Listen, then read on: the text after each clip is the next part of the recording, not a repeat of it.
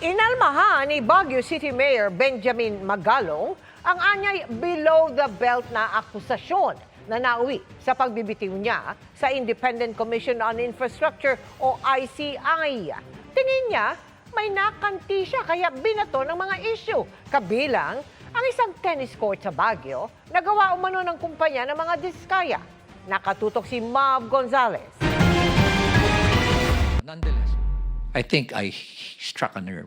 Naniniwala si Baguio City Mayor Benjamin Magalong na meron siyang nagalit. Kaya kung ano-ano raw ang ibinato sa kanyang maikling panunungkulan bilang Special Advisor at Investigator ng Independent Commission for Infrastructure o ICI. Sinabi ito ni Magalong nang magsilbi siyang resource person sa pagdinig ng Senado. Tinabi na may conflict naman ako being the mayor and at the same time being a member of the ICI. Then suddenly, here comes a below-the-belt naman na accusation.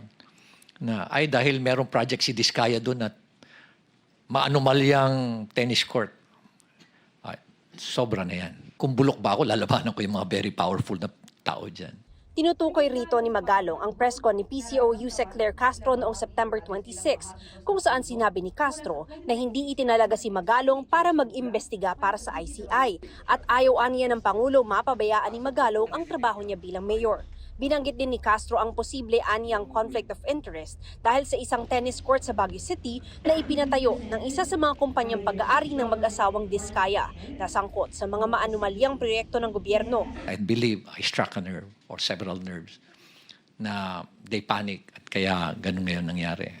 Sinabi rin Magalong na dumaan sa bukas at transparent na bidding ang naturang tennis court project noong 2022 at hindi pa raw ito fully paid. Sa ambush interview matapos dumalo sa pagdinig, tumanggi si Magalong i-detalye kung sino ang nasa likod ng aniyay below-the-belt na atake. Mararamdaman mo talaga na anomalya rin yung pagkandak mo ng press con na yan. And probably she's taking orders from someone else na hindi ko alam. Ano kaya yun sa...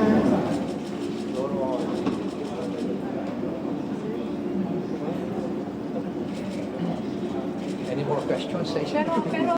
Ngayon, wala na raw komunikasyon si Magalong kay Pangulong Bongbong Marcos. Sinusubukan pa namin kunan ng pahayag ang Malacanang kaugnay sa mga pahayag ni Magalong. Sinita rin niya si resigned Congressman Zaldico na isinasangkot ngayon sa maanumalyang flood control projects. Para raw kay Ako Bicol Party List Representative Alfredo Garbin Jr., maituturing aniyang sakripisyo ang pagbibitiw sa pwesto ni Ko. My God! Nagdakaw ka ng bayan, kasi sasabihin mo, it was a sacrifice on your part. And it's not an abandonment. Ganyan na ba kababa yung standard natin sa Kongreso, Mr. Chair? Ganyan na ba tayo kawalang hiya ngayon? Manhid, di ba? Napaka callousness, hypocrisy. At nakaka-insulto sa mentalidad natin Pilipino.